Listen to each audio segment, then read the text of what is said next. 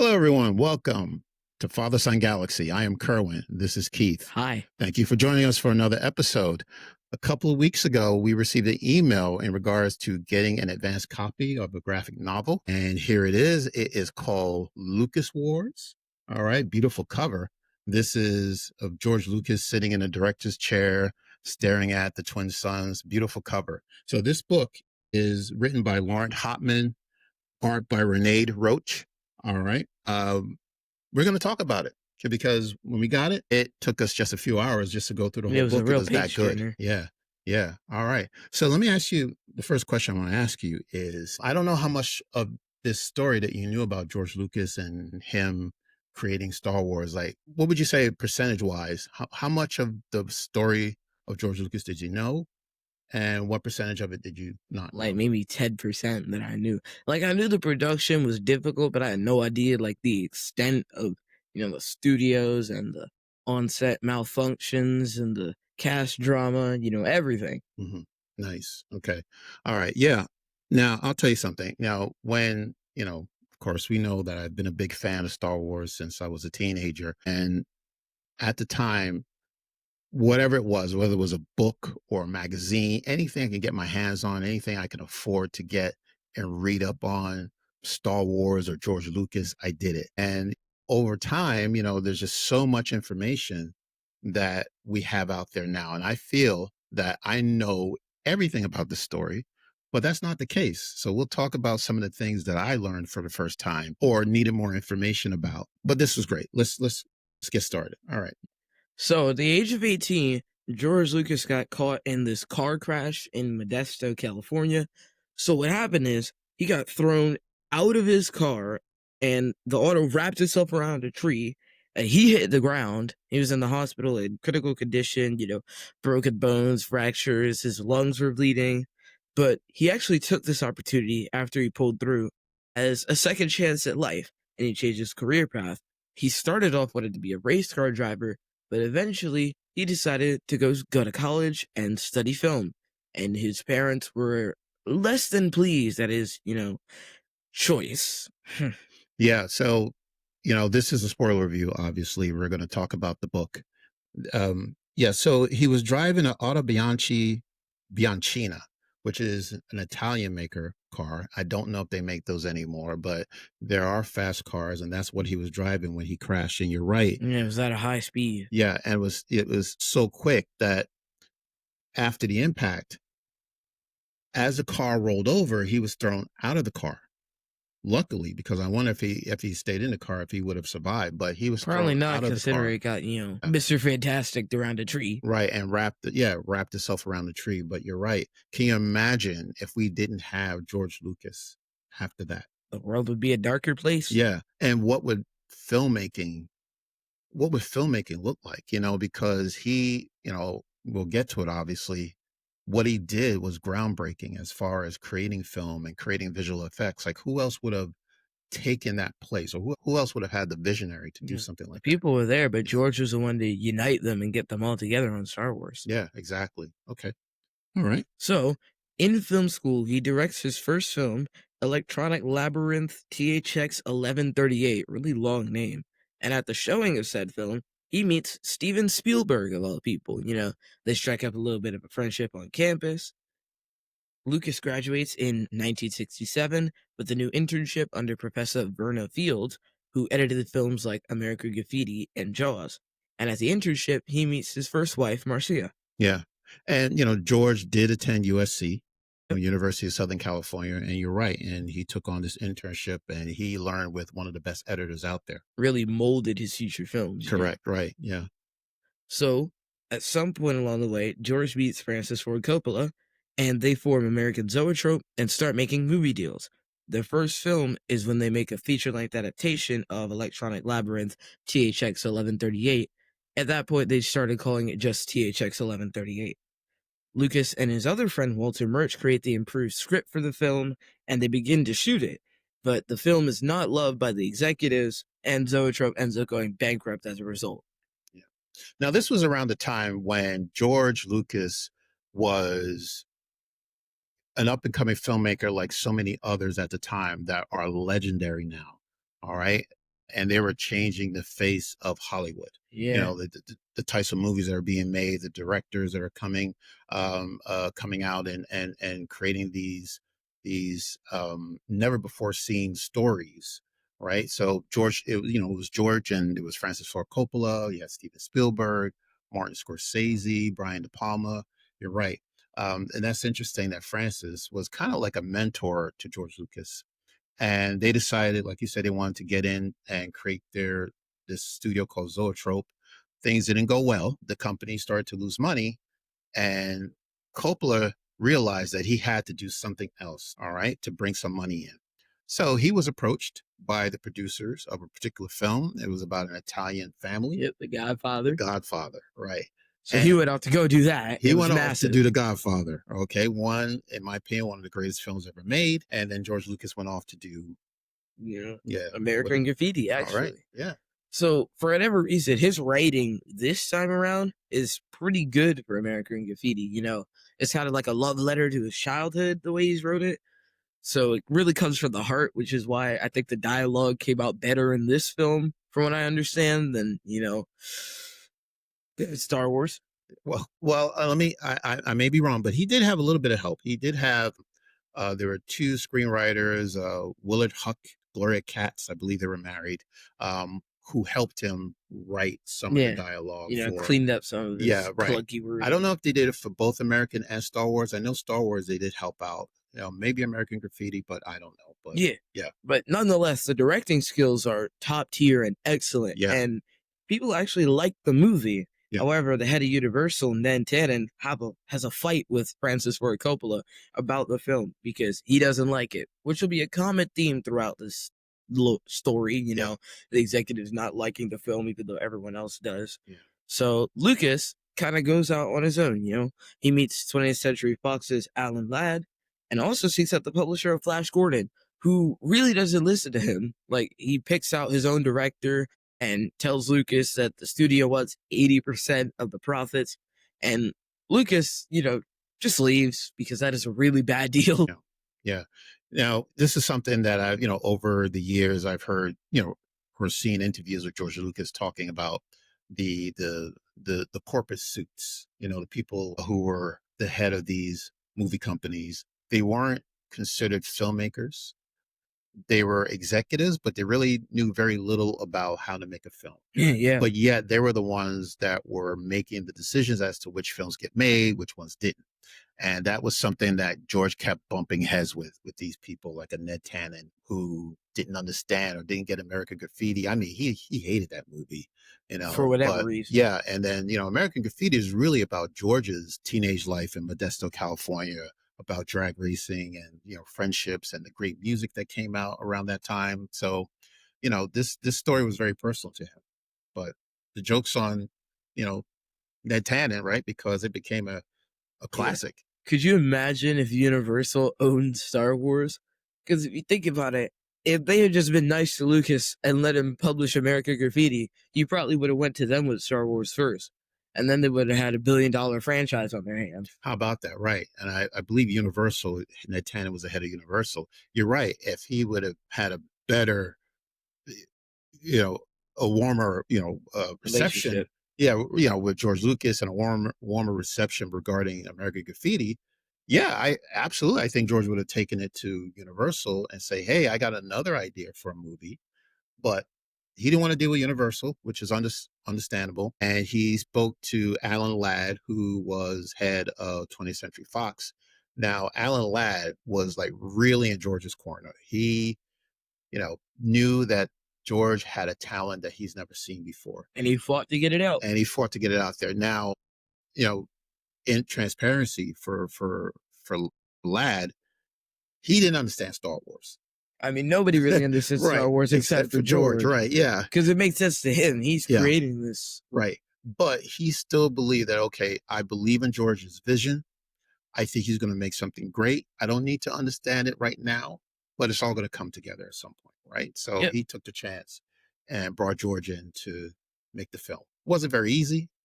It was We'll a talk very about, long process, like yeah, almost a decade of just writing and rewriting and shooting and reshooting and yeah. stress and scripts. So anyway, Our first draft is from Lucas, where he put together a rough story inspired by the film The Hidden Fortress. He brings the draft to Fox, who are actually interested, unlike Universal. Meanwhile, American Graffiti releases, and people actually like it. The general audience are big fans of the film, which makes Universal look really dumb. Yeah. Yeah. Commercial success and all that. So George works himself to the bone after the success of Graffiti to make himself this new Star Wars script, try to get the words out. And because he doesn't have control over the studio, any little aspect that he can control, he does. Like all the different notepads, even down to the pencil type.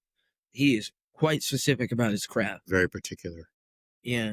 So he finally gets the first draft and he gives it to his wife, who gives him a bit of constructive criticism about some of the confusing aspects of the film or some of the things that could be changed. Lucas works on this, and in 1975, he finishes the second draft, which is officially titled The Star Wars. Yeah. Now let's go back and talk about Marsha Lucas. We're talking about Alan Ladd being in George's corner. Marsha really believed in George's vision as well. And she was outspoken. She was, decisive type of person, very confident, from the way it is written in the book. I really loved how she was portrayed in this story, in this graphic Yeah. novel. Like, she was just there for George and trying to give him the best advice he needs, whether he liked it or not. She told him the truth.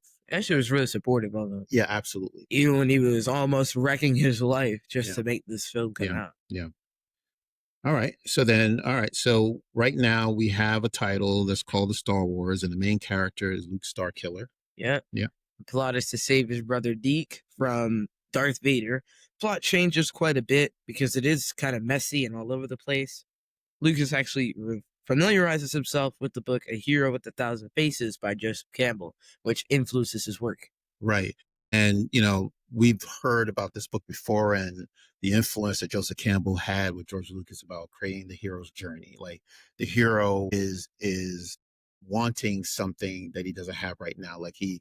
He's not happy with the life that he has and he wants to do something else. He wants to be adventuresome. Yeah. He longs to do something. And I think that got George to really, you know, focus on who this character Luke is going to be. What is his journey?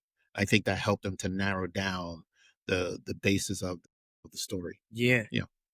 So he begins drafting designs for the Death Star and C-3PO using comic books like, the Fantastic Four, actually. Yes, I saw that in Doctor It, Doom, right? Yeah, yeah, exactly. Yeah. he rewrites his script from the ground up again. I don't know why he keeps doing that because the bones are there. So if you just take the same concepts and tweak them, it would probably be easier. Yeah, like, again, George wasn't. I think he had a lot that he wanted to put into this book because Yeah. this graphic novel spans pages and pages of different drafts that he's done, and we saw familiar names of people like Anakin and a princess, that reminded me of Amidala, but it was supposed to be Leia. So he had a lot of information, a lot of Yeah. things that he wanted to say. Like entire storylines Yeah, that were just in storyline. his head that he was trying to get down on the page. Right. Like, at one point, Han Solo was this animal, this creature, named Han Solo. Like, Han Solo at first wasn't a human. Yeah. It was this creature. Chewbacca was always, big, tall, furry guy. Right. Chewbacca, he did want something that looked like his dog, he had a dog named Indiana. But he did, what he was consistent with was the two His characters. dog was named Indiana? Yes. You knew that. Okay. Anyway, so did you know that, or are you just being? I didn't. So that's where Oh. that joke came from. Yes, In Last Crusade. Yeah, it's actually in the book. Well, in the graphic novel, it mentioned that the dog Indiana belonged to Marsha Lucas, but I don't know. Well, I guess it doesn't matter. They were together, so her dog is his dog. So that's The why Indy dog was named himself after the dog. Yes, exactly right. Yeah, I love that movie. yeah, It's a absolutely. good thing they only made 3. Yeah. Okay, here we go. Back to Star Wars. Yeah, so he just has so many characters in his head and how they're going to look, and no one's ever made this kind of movie before. You know what I mean? So, like what he's doing is almost an entirely new genre. Yeah, right. Yeah. So when we were talking about this reminded me of, when we were talking about the subject about what we love about Star Wars, and we were talking about George Lucas and the things that he had to keep in his head and write down, but he couldn't visualize it, the Yeah. way he saw it in his head. So he 'Cause what needed he's people to help visualizing him. is so grand, Yeah, massive scale. So right. that's actually I think that might be why he tweaks the visual effects so frequently, Yeah, like releasing new versions of the OT. right, right. But he needed help, from other people to display his vision, Mm. right? Speaking of which, what would be a great 50th anniversary thing? To re-release the original Star Wars, Wow. like with the old effects Yeah. and Well, audio. yes. Now They probably have it somewhere. they do actually.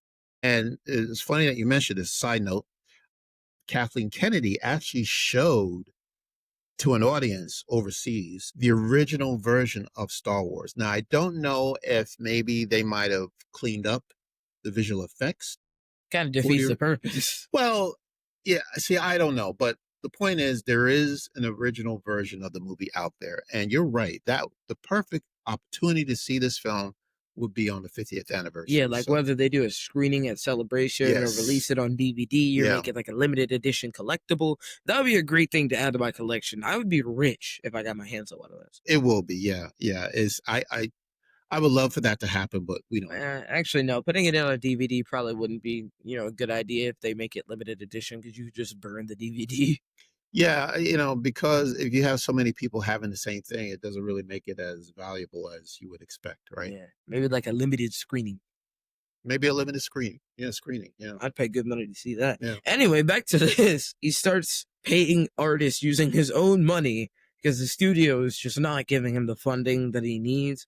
So what he's doing is taking his own funds to pay the designers for the concept art that he's using for the characters. And he eventually picks out a location to film in London and also Tunisia. He consults people like Douglas Trumbull and John Dykstra for ideas on how to shoot the space battles in the film. ILM actually gets formed based on this concept, Yep. and the camera rig they use would cost $300,000 in today's money, USD. So for the rest of the figures in this story, I'm gonna convert them to modern day money as well. Yeah, that's fine. Yeah, absolutely. Because yeah, it's just how, imagine, okay, well, if this movie was being made today, how much would it cost? But you had a good point. You brought up ILM, which is a formation, which is the reason why he needed Industrial Light and Magic to actually do the visual effects that he had, in his brain. Um, when he talked to John Dykstra. So first of all, let me talk about Douglas Trumbull. Douglas Trumbull was actually the visual effects designer for a film called 2001: A Space Odyssey, which came out in 1968.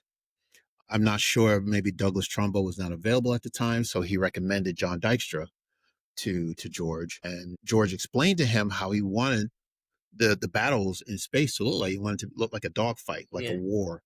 like Um, those old war films that he spliced yes, together. right, exactly. And how Star Trek, when Star Trek the TV series is out, like when the two They're ships are battling stationary. each other, they're stationary, right? But George wanted to make sure that they were moving around, which means you had to have a camera that that does this Yeah, 360 and it catches everything. So and that rig cost yeah, 300K. that was the Dykstra cam, I believe, that Dykstra had to build from scratch Yeah. to do that. Yeah. So Ben Burt joins ILM to do the sound effects, Yes. and meanwhile, they have only 7 months to build the set, and John Barry is tasked with being the production designer, Yeah. working in this little more than half a year to create all of these sets for this film. Right. And now during this time, George Lucas does not have a contract with 20th Century Fox. Yeah, George Lucas is like begging them to give him the contract. Right. So he's really doing this, not even knowing whether they're even going to release this film because there's no contract. Exactly. If He can't there's hold them to it if they never gave him a contract in the first place. right, and if there's no contract, how's he going to get paid? How much is he going to get paid? Exactly. And How then much is all the this money budget? comes out of pocket from it. Yeah, And he would be bankrupt, essentially. correct. So he's really banking like his whole life and career on this. Yeah, So while the sets are being built, George Lucas begins doing some casting. He's looking for unknown actors, people who have starred in small roles or none at all. So he links up with his friend Brian De Palma, and they do a bit of a joint casting. So while Brian is casting for his horror film Carrie, Lucas is casting for Star Wars. They have hundreds of actors per day, and George is just not seeing the chemistry or the charisma that he's looking for until he meets a few select people, those being Mark Hamill and Carrie Fisher, who really strike his eye. So he gets them together with his friend Harrison Ford, who's doing this because he wants to. Like, he's there for fun. Yes. So they run into, so Harrison, as a side job, when he's not working as He's an a actor, carpenter. he's a carpenter. And at the time, I guess he was building something. He was repairing an executive's door. Okay, well, there you go. And he runs into George, and George says, "Well, what are you doing here?" And he says, "Well, I'm, building this door, and, well, can you help me out with something? We're just screen testing some actors for a new movie I want to do. Yeah. Would you mind playing the role of Han Solo?" Right? Which is Just great. reading, right? And he's actually really good at it, as you've all seen. But George Lucas was at first very insistent about not casting him because he was in American Graffiti. Like, his goal was to draw no parallels to that film, Yeah. so he didn't confuse audiences.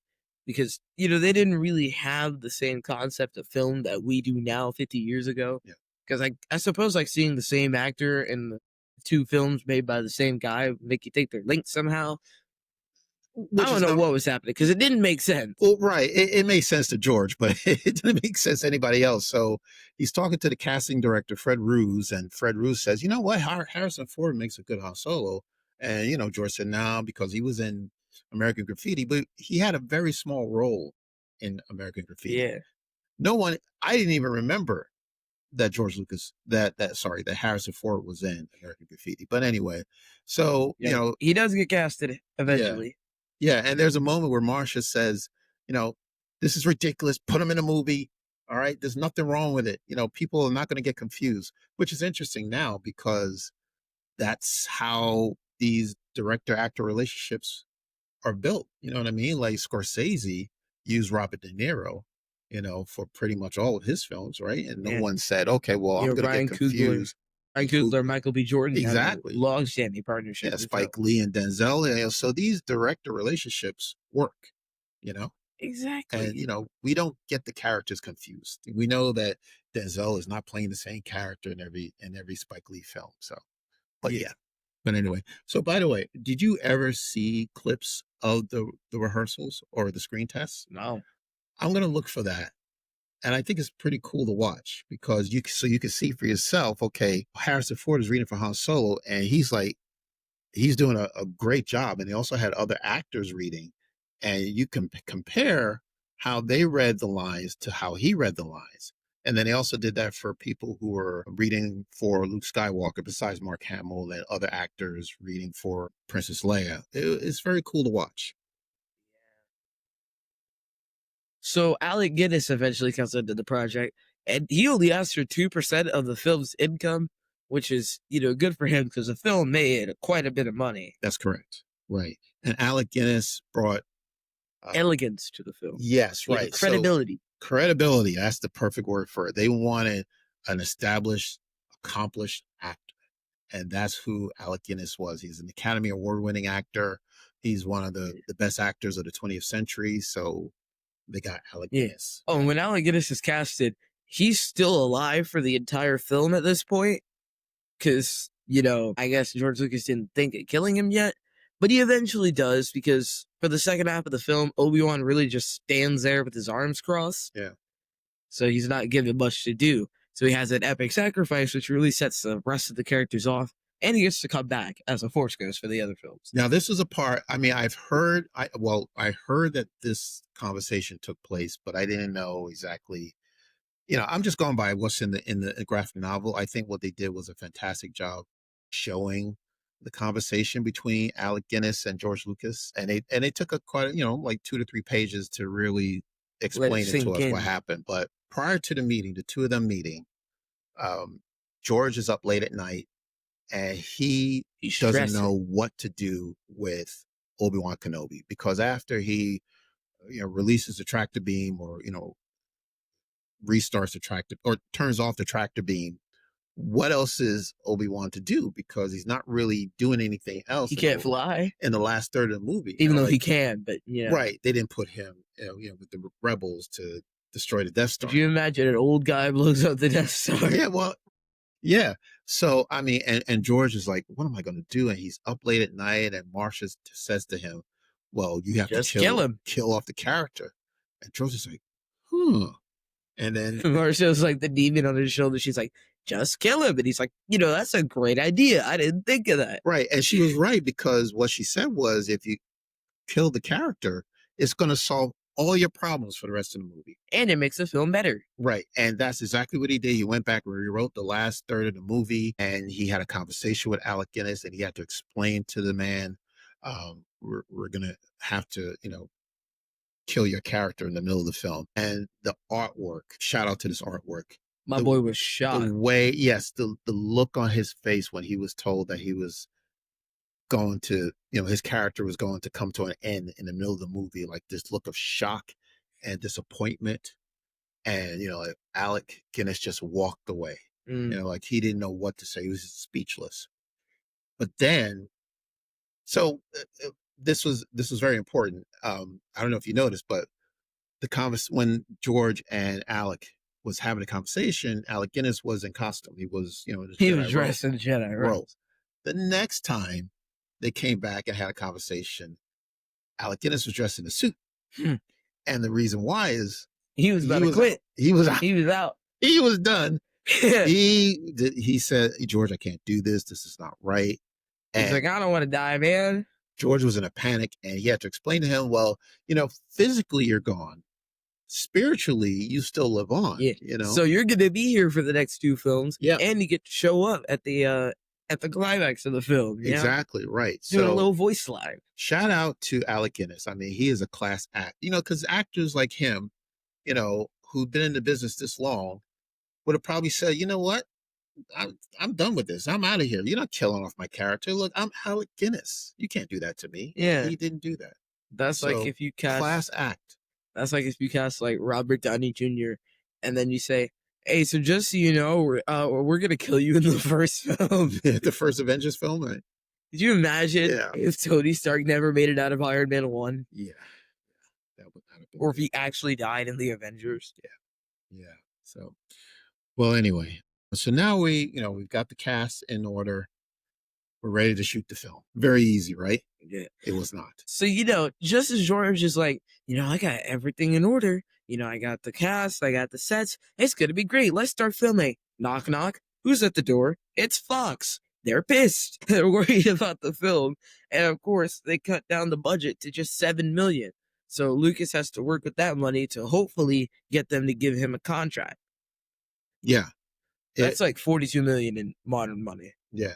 And it was rough going. Not only that, when they were shooting in Tunisia, there was some type of storm. Yeah, the sets got wrecked. And the sets were ruined. Especially the Sandcrawler. And then the army showed up and thought they were transporting weapons. Okay, now this is the part of the story I don't know about. And I'm wondering if it actually happened or if it's something that maybe the writer just wanted to put it into, writer's choice to make it a little more dramatic. I don't know. I would love to speak with the writer and the author, but we'll see what happens. But yeah, because George Lucas almost got smoked by a random soldier in the middle of shooting a film. Yeah, I can't imagine somebody coming out with armed and telling him, well, what are you smuggling? What's in there? What are you doing? What are you taking? Well, they're weapons. So the props were actually like real modified weapons. Yes, but I can't imagine somebody from a militia or some type of army coming up with a real weapon, armed, asking questions on the set. I don't know why it was only one. Yeah, I'm gonna have to look into that and do some research about that part. But I mean, it was pretty cool. But did that really happen? So meanwhile, while George Lucas is almost dying multiple times, Alan Ladd is. You remember that one scene where Vader's talking to the board in the Death Star? Yes. It's basically that, but if Vader had to defend his own decisions. So he is trying to convince the board that the film is good, they just need more time, they need more money, because George Lucas is actually out here putting in work. He just needs them to trust him, put some faith in him. It does work, but unfortunately, because the production got halted due to the budget cuts, the crew has to do double the work to make up for the time they lost. Yeah. Alan Ladd, again, always in George's corner from the very beginning, was getting a lot of heat from the board, from the executives. They just kept saying, this is a disaster. we're not going to pay George Lucas any money. Yeah, because they This had is no no faith. good. And he's telling them, Alan Ladd, just give him some time. Just let him do his work. Let him cook. Is what he's saying, and you know, I can imagine how stressed Alan Ladd was during the production. All they had to do was get out of the kitchen Yeah. so he could cook up this 5-star film, but they just couldn't let him be. Yeah. Let's talk about the time when he's shooting in London and they're, very strict on the Oh, hours yeah. of operation. So London is actually quite different from America when it comes to their labor laws in that shooting ends at 5:30. And when they say it ends at 5:30, it ends at 5:30. Like not a minute past, not even a second. Yeah. Like you check your watch, it's 5:30. All right, sets down, we're all going home. They will literally stop if you're in the middle of a scene, no matter how well it's going, Yeah. to straight the set. Yeah. And you can't like ask them to stay longer unless you vote that morning, which kind of defeats the purpose Right. because you don't know if you're going to go longer unless you go longer. Exactly. And they knew that. But I don't know if they were unionized or I don't know Yeah, how they were, I the work think. labor laws worked there in London. But yeah, they were adamant. They said 5:30, we out of here. We don't care, what's going on. Yeah, so And George is figuratively and literally pulling his hair out. yes, yeah. And meanwhile, he's also having trouble with the cinematographer, Gilbert Taylor, who Yeah, is he does not know what is going on with this film. well, yes, but he is a cinematographer from the old school. Like he's done Like movies. classic film. Yeah, he's done classic films in the past. Like But Hitchcock type thing. yes, exactly. But what George is trying to tell him is, okay, well, we're not doing the classic films. We're doing something a little bit different. And when people are established, they get set in their ways. Yeah, And they when said, you've done okay, something well, for long enough, you yeah, just kind of fall into your own way. right. And Taylor's saying, don't tell me what to do. I've been doing this many years, probably before you were born. Do not tell me where to set the camera. So that was also stress. So it's like Lucas just has beef with everybody on set. Yeah. And speaking of beef, Anthony Daniels and Kenny Baker are cast. And, the first question they're asked is, are you claustrophobic? And it's like, no, why? So they literally placed them in these like metal exoskeletons in the middle of the burning desert in Tunisia. So I just know they're getting cooked from the inside. And poor Anthony Daniels is just getting cut up by the suit because they didn't measure it to him. It's perfectly fine when he's standing still, but C-3PO has to move, and he moves stiltedly. So he's just getting cut up like every time he tries to move his arms. Yeah. Again, they're doing things that have never been done before. This is how the suit was designed. I can, And an R2 unit explodes. Yeah, I can understand what these actors are going through. Like Kenny Baker, for one thing. Like you're in this hot metal suit, in a desert. Yeah. So yeah, I mean, what's also funny, you mentioned that this is something else that I didn't know. Anthony Daniels and Kenny Baker didn't get along. They were not like cool with each other. They I didn't had know that. on-set beef for some reason. Yeah, they weren't talking to each other, and Kenny Baker walked past to say good morning, and Anthony Daniels like pretend he's not there, and it's very interesting. But Thankfully, Kenny Baker had like the lesser of the pain because they were usually using like not an astromech, but like a robot, a drone, remote really, control, like an RC R2 yeah, controlled remotely. yeah, But it fell over numerous times. Yeah. And of course, neither of them could see when they're in the suits. So the directors kind of have to give them cues. Anthony Daniels fell into the sand once. Yes, right. He fell face forward, Face first down a dude, and could not get out. And apparently, they were shooting a biblical film in the same desert. So there's just a shot of R2 rolling past while Jesus is preaching. That's pretty funny, and that's probably true because there was a mini series called Jesus of Nazareth. I didn't know it was filmed around the same time as Star Wars, which I had to do my research on that as well. But that is pretty interesting. I'm pretty sure Tunisia is bigger than that. I don't know why they're filming so close to each other. But I think it's it looked funny. I think it just gave us a little laugh. It is funny. Yeah. I hope they had the actual video of that. So that was pretty funny to see. Yeah. Yeah. Um, So yeah. studio is still not giving George the budget. So eventually he puts his foot down and he starts bluffing. He says that if the budget isn't finalized, he's tearing down the set and he's going to take himself back home and film's done. Yeah. So the bluff actually works and they get the 7 million for the film. Right. He finally gets a contract. Finally get the budget, Yeah, finally right. get the But contract. we want to talk about the stress, the pain that this caused. Oh yeah. Literally, So George Lucas. Lucas is actually like cutting his own hair as a nervous tick when he like messes up. He's also like having heart palpitations and chest pains. Yeah. He gets sick with like 102 fever. He actually loses. Why did I say that like Omega? He actually loses his voice at one point.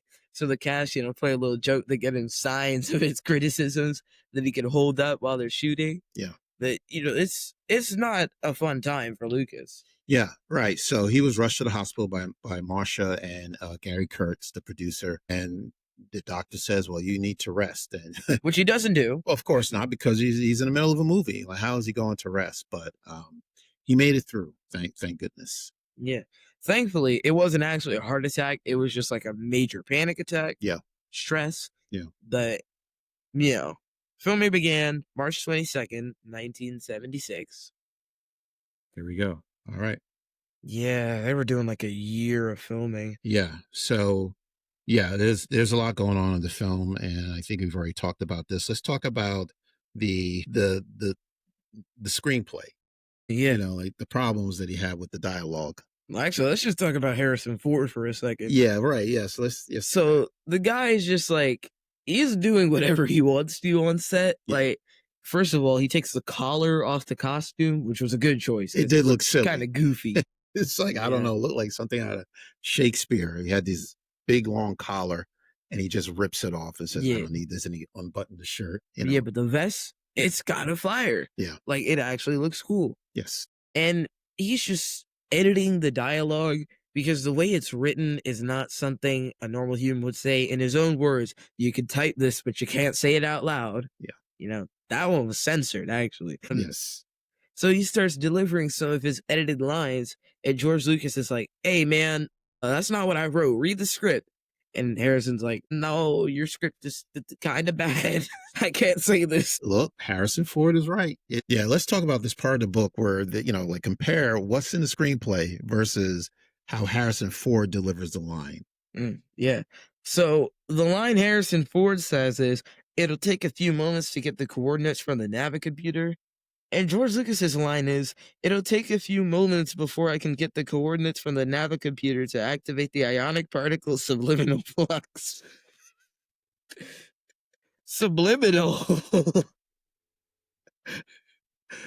Harrison Ford said, I ain't saying that.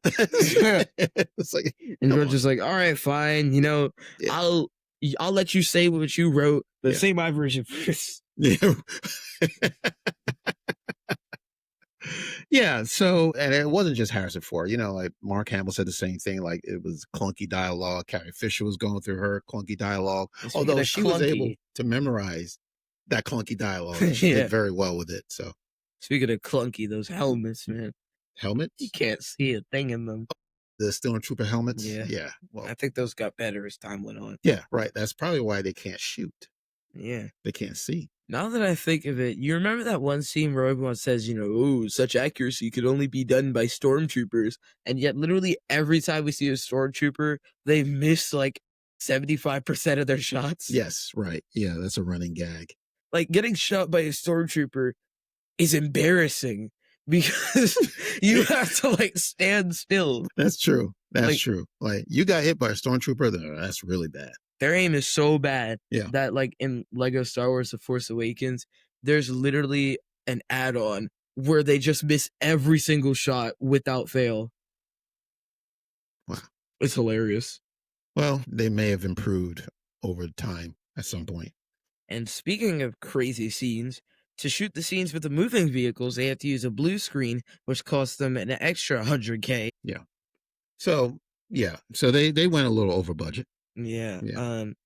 A lot of money is going into this film. Mm-hmm. But thankfully, after all the stress and pain and drama, the film is finished by February of 1977. Yes.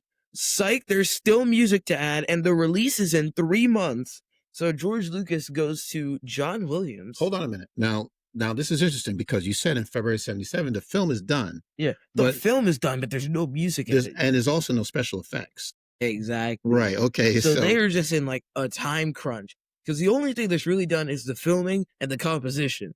They got to add all the VFX and get the music. yeah. Now I want to talk about this because this is interesting. So again, the film is not finalized.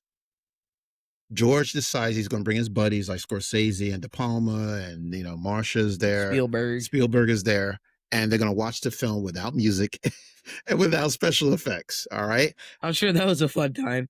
and they watched it, and people like looking like, George, what are you doing? What is this? Well, this doesn't make any sense. And the only person who really loved it was Spielberg. Yeah, because Spielberg sees the vision. Yeah, Spielberg says this is great. This is going to be one of the biggest movies of all time, and everyone is looking at him like, okay, what are you talking about, Spielberg? It's funny because they look at him like he's insane, even though he was right. Yeah, So, but that was funny. Like, yeah. okay, and then Spielberg says, hey, I know a guy who could compose you some really great music. So he introduces him to the legendary John Williams, who is working with 3 months to complete the music before the film is released. And it's really like a couple of weeks, honestly. Yeah. It takes him 6 to compose it, Yeah. but you still have to have all that music added and synced with the film and all that good stuff.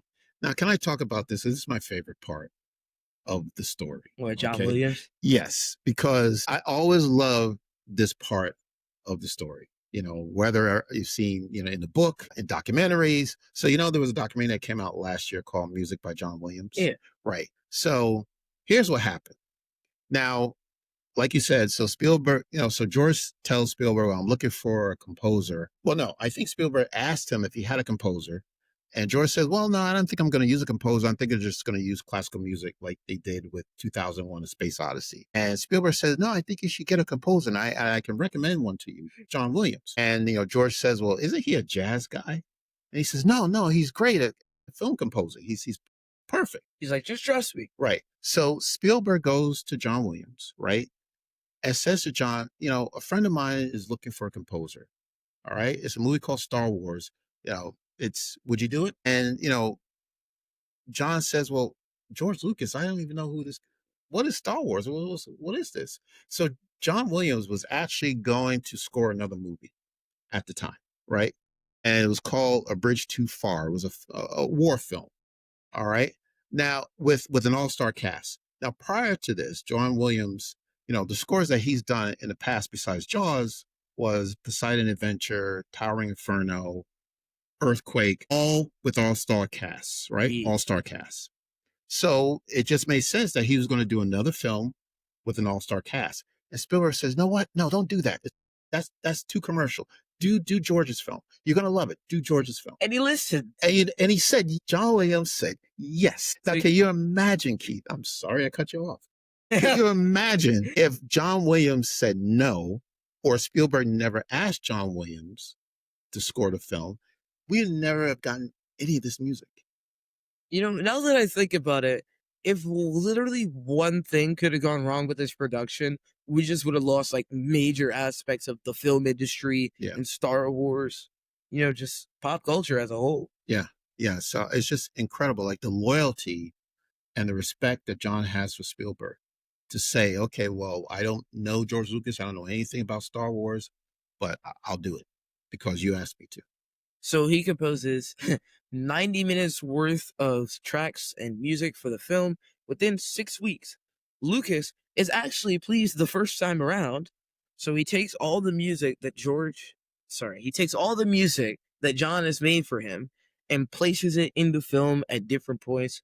And now we finally have a finished film. And they screen it to the Fox board. They don't like it. They don't like anything. Still.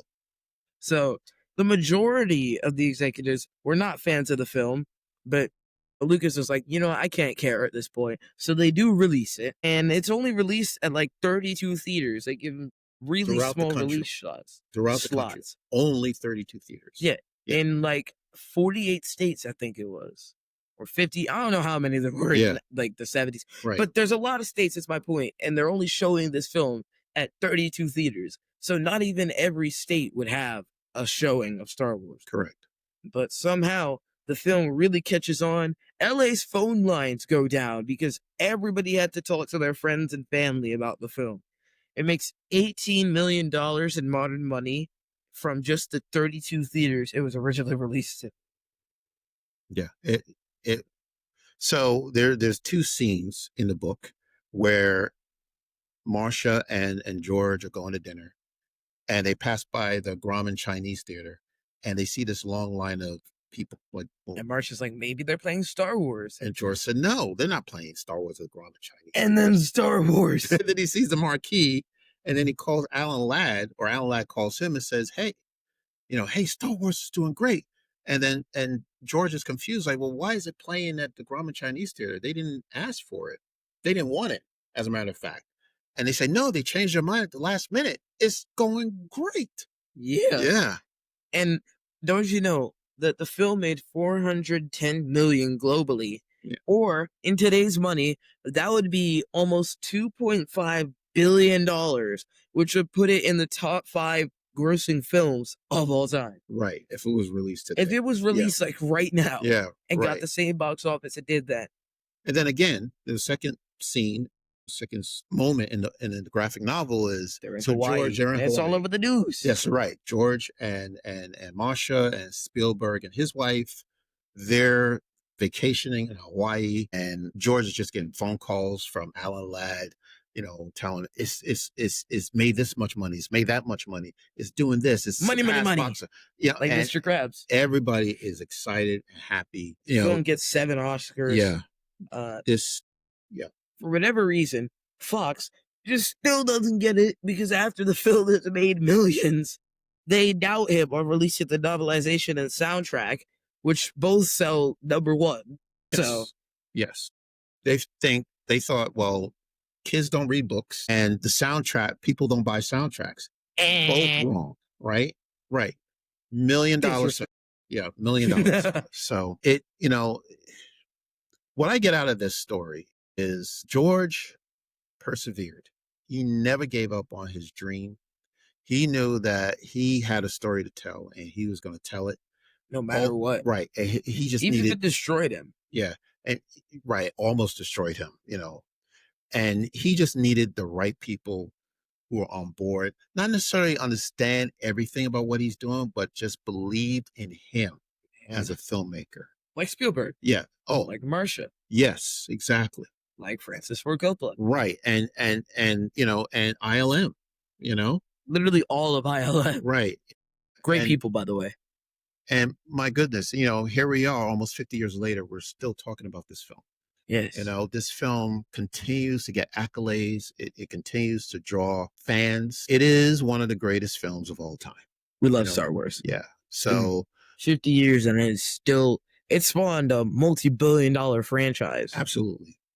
Absolutely. And, I am so excited that this film is coming up on its 50th anniversary. I can't wait to see what happens then. Me neither. Celebration is going to be lit. Yeah. I'm going to have to start chewing my food extra careful. Yes. Make sure I look both ways when I cross the street. Right. Because I'm not trying to die before 2027. You're not my age. So, but anyway. You'll be fine. Yeah, so will you. So you're like 50. Yeah. 50 plus. But this book was amazing. Like I said, I picked it up. I couldn't put it down. It just took me a few hours to finish the book. Same here. I am so glad. Thank you to Laurent Hopman and Renaud Roche. I took copious notes. Yes. Y'all made a great book. Thank you very much. Yeah, thank you so much. So here's the book again. It's called Lucas Wars. I believe it'll be available in September. So we're very fortunate to get an advanced copy of it. But we love the book. We love Star Wars. We love George Lucas. So thank you so much for your time. Hope you enjoyed it. Please leave your comments. Talk about the graphic novel. Talk about what this movie means to you then and now. And, did you pass this on to future generations? What do they think of this movie? All right. So thank you so much. Would you like to tell people where they can find us? Well, you can find us on Facebook, Twitter, and Instagram at Fatherson Galaxy. Our website is fathersongalaxy.com. Please check out our merch store, fathersongalaxy.myspreadshop.com, and our Patreon page, patreon.com/fathersongalaxy. We're doing monthly uploads of new videos for all our Patreon supporters. Yes, actually, yeah. We're going to do a push for Patreon. Hey, we'll call it Yes. Push for Patreon. Oh, We're going to do a hey. promotion coming up soon because we have a lot of stuff planned for Patreon. So thank you once again, everyone. Thank you so much to the writer and the author and also the 23rd Street Books for sending this over to us. Thank you, thank you, thank you. Until next time, take care, And and we we will will see see you you again. again.